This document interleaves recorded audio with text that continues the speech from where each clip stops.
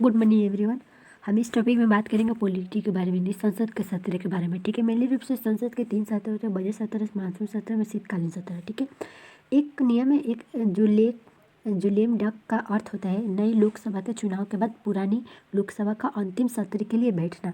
इस प्रकार इस बैठक में जो सदस्य नई लोक लेखा के लिए नहीं चुने जाते हैं वो लेम डेक कहा जाता है। क्या बोला जाता है? उनको लेम डेक बोला जाता है। ठीक है, उसके बाद स्थगन की बात करें तो स्थगन हमारे जो स्थगन का अर्थ होता है बैठक को अस्थायी तौर पर निलंबित करना है। ठीक है, यानी स्थगन का प्रभाव सदन में विचाराधीन किसी भी विधायक या जो विधेयक है या प्रस्ताव आदि पर नहीं पड़ता है। ठीक है, यानी जो भी स्थगन की प्रक्रिया होती है वो विचाराधीन किसी बिल पर, हमारा वो प्रस्ताव पर वो फर्क नहीं पड़ता है। ठीक है, कभी कभी ऐसा भी हो सकता है कि सदन को पीठासीन अधिकारियों सदन में स्थगित तो करें लेकिन किंतु सदन के पुनः एकत्रित होने के संबंध में कोई घोषणा न करें।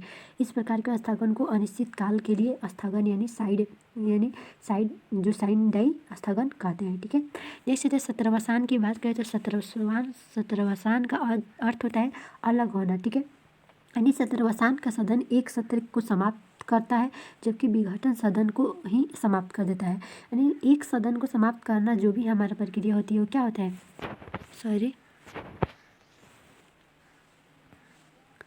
तो हमारा जो भी विघटन की प्रक्रिया होती है वो जब भी एक सदन की विघटन समाप्त होती है उसे हम क्या बोला जाता है, ये सत्रवसान बोला जाता है। ठीक है, एक मिनट।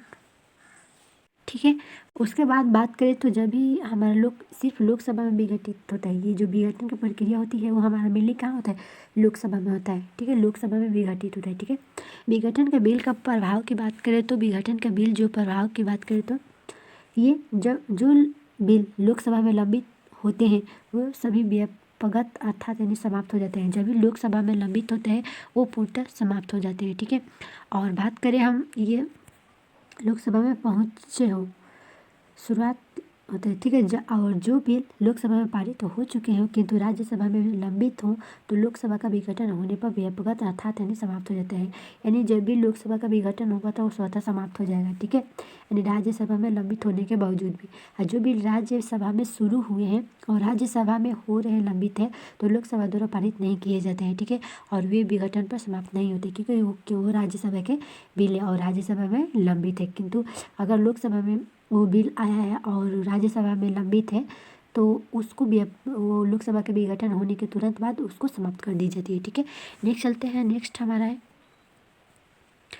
यदि कोई बिल दोनों सदनों में पारित किया गया है, ठीक है, किया जा चुका है और राष्ट्रपति को अनुमति के लिए भेज दिया गया है तो वह लोकसभा के विघटन पर समाप्त नहीं होगा। ठीक है ना, विघटन पर तो दोनों जो सदन से पारित होने के बाद राष्ट्रपति के पास पहुंच चुका है और उस समय अगर लोकसभा का विघटन होता है तो वो बिल हमारा समाप्त नहीं होता है। ठीक है, और जो बिल राष्ट्रपति के पास भेजा गया था किंतु राष्ट्रपति द्वारा संसद को पुनर्विचार के लिए लौटा दिया गया था वो भी लोकसभा के विघटन पर समाप्त नहीं होता है। ठीक है, नहीं जब भी राष्ट्रपति के पास पहुँच गया वो हमारा बिल रोक लिया जाता है बल्कि समाप्त नहीं किया जाता है। ठीक है, उसके बाद बात करें यदि किसी बिल पर संसद के दोनों सदनों में गतिरोध हो रहा है और राष्ट्रपति ने उसके संबंध के दोनों सदनों के संयुक्त बैठक बुलाए जाने के आशय की सूचना दे दी हो तो वो बिल लोकसभा में विघटन पर समाप्त नहीं होता है। यानी राष्ट्रपति संयुक्त अधिवेशन जब भी करते हैं सदन में तो वो बिल हमारा समाप्त नहीं होता है। ठीक है, नेक्स्ट चलते हैं। नेक्स्ट हम बात करें संसद का कामकाज। संसद का कामकाज की मेनली बात करें तो जिस समय संसद का सत्र चल रहा होता है तब उसको प्रत्येक कार्य दिवस को एक अधिवेशन बोला जाता है। ठीक है, और प्रश्नकाल की बात करें तो संसद के कार्य दिवस पर पहला घंटा अर्थात 11 से 12 बजे तक का हमारा काल जो होता है प्रश्नकाल होता है। ठीक है, यानी जो समय मंत्री विभिन्न संसद सदस्यों को द्वारा पूछे गए प्रश्न का उत्तर देते हैं। ठीक है, नेक्स्ट चलते हैं शून्यकाल की बात करें तो शून्यकाल हमारा जो होता है प्रश्नकाल के तुरंत बाद यानी अर्थात 12 बजे शुरू होता है। ठीक है, जो शून्यकाल होता है यानी प्रश्नकाल के तुरंत बाद होता है। यानी बिना किसी पूर्व सूचना को प्रश्न उठा सकते हैं और शून्यकाल की चर्चा संसद की प्रक्रिया संबंधी नियमों में नहीं की गई है। ठीक है, यानी वस्तुतः भारतीय संसदीय व्यवस्था द्वारा विकसित किया जाता है। ठीक है, नेक्स्ट है तारांकित प्रश्न, यानी ऐसे प्रश्न का उत्तर मंत्री द्वारा मौखिक रूप से दिया जाता है। इन प्रश्नों पर अनुपूरक प्रश्न पूछे जाने की अनुमति दी जाती है। और अतारांतरिक प्रश्न में ऐसे प्रश्नों को उत्तर मंत्री द्वारा लिखित रूप में दिया जाता है और प्रश्नों को अनुपूरक प्रश्न पूछने का अवसर नहीं मिलता है। ठीक है, नहीं तारांकित में प्रश्नों का पूछने की अनुमति मिलता है, बट अतारांकित में प्रश्न पूछने का अवसर नहीं मिलता है। और अतारांकित में लिखित होता है, अतारांकित में मौखिक होता है। ठीक है, और सूचना प्रश्न की बात करते हैं, ऐसे प्रश्नों का संबंध किसी लोक महत्व के तत्कालिक विषय से होता है। इनका उत्तर भी मौखिक दिया जा सकता है और इस पर पूरक प्रश्न पूछे जा सकते हैं।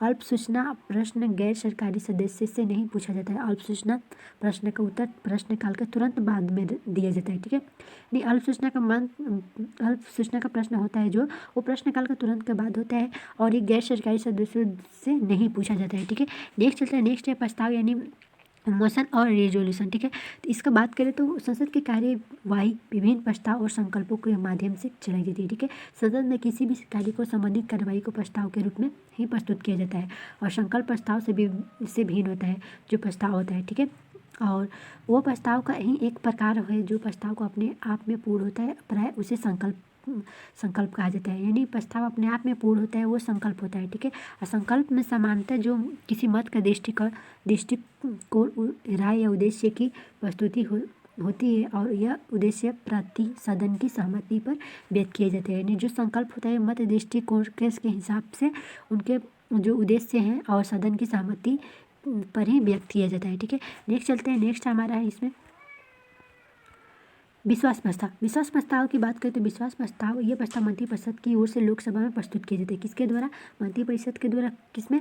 लोकसभा में प्रस्तुत किया जाता है और इसके पारित होने पर आशय होता है कि मंत्रिपरिषद को लोकसभा का समर्थन हासिल होता है। ठीक है, और जब बिल ये जो विश्वास प्रस्ताव है वो मेनली मंत्रिपरिषद की ओर से लोकसभा में प्रस्तुत किया जाता है, तो मेनली रूप से बात इसका समर्थन पूरा हासिल हमारा जो लोकसभा मंत्रिपरिषद को ही मिलता है। ठीक है, उसके बाद बात करें अविश्वास प्रस्ताव। ठीक है, अविश्वास प्रस्ताव की बात करते हैं, ये प्रस्ताव किसी विपक्षी सदस्य द्वारा 50 सदस्यों का समर्थन द्वारा सिर्फ लोकसभा में प्रस्तुत किए जाते हैं। किसके द्वारा? 50 सदस्यों के द्वारा और ये जो हमारे विपक्षी सदस्य होते हैं उनके द्वारा प्रस्तुत किए जाते हैं। ठीक है, इस प्रस्ताव के लिए कोई विशेष आधार पर होना आवश्यक नहीं है। लोकसभा द्वारा इस प्रस्ताव के पारित होने का पर सरकार की जाती है और अविश्वास प्रस्ताव का उल्लेख संविधान में ना होकर लोकसभा के नियम 198 में है। ठीक है, उसके बाद बात करते हैं निंदा प्रस्ताव क्या होता है। ठीक है, तो निंदा प्रस्ताव की बात करें तो इसमें होता है हमारा किधर गया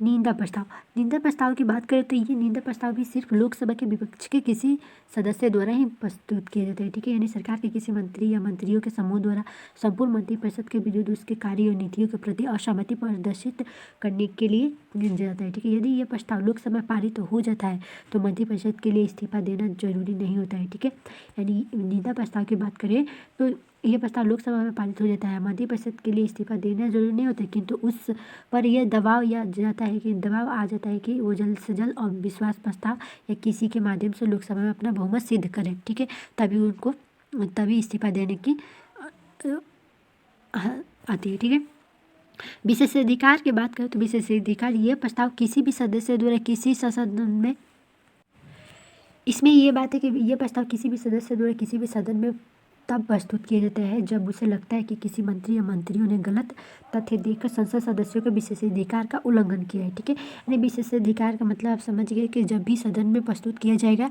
उसे लगता है कि किसी मंत्री या मंत्रियों ने गलत तथ्य देकर संसद सदस्यों के विशेषाधिकार का उल्लंघन किया है तभी विशेषाधिकार प्रस्ताव पारित किया जाता है। ठीक है, नेक्स्ट हमारा जो प्रस्ताव है वो